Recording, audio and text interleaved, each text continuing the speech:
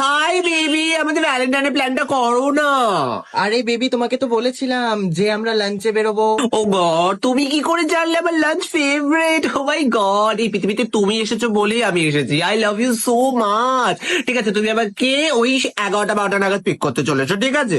একদম একদম। Bye, love you.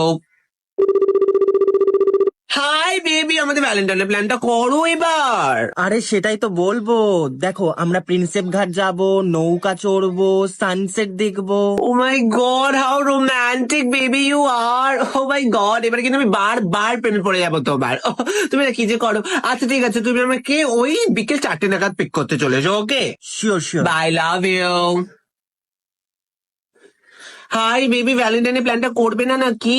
আমার তোমার ছাড়া কে আজ, আমি কার সাথে বেরোবো বলো তো ভ্যালেন্টাইনে? আরে বেবি, আমরা একসাথে ডিনারে বেরিয়ে সারা রাত একসাথে কাটাবো। ও মাই গড, তুমি কি করে জানলে আমার ডিনার ফেভারিট? ও বাবা, তুমি না সত্যি, তোমার সাথে এবার আমাকে ফিউচার দেখতে হবে, কি যে করো না। ঠিক আছে, তুমি আমাকে ওই রাত 8টা নাগাদ পিক করতে চলে এসো, রাতটা আমরা একসাথে কাটাবো। Okay baby, bye, love you.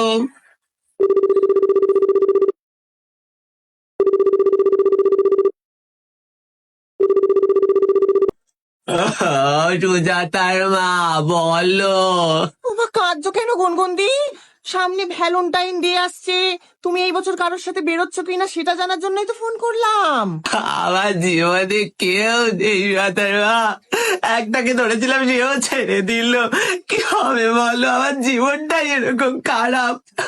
আবার? আহ, ঠিক আছে, আসছে বছর আবার হবে।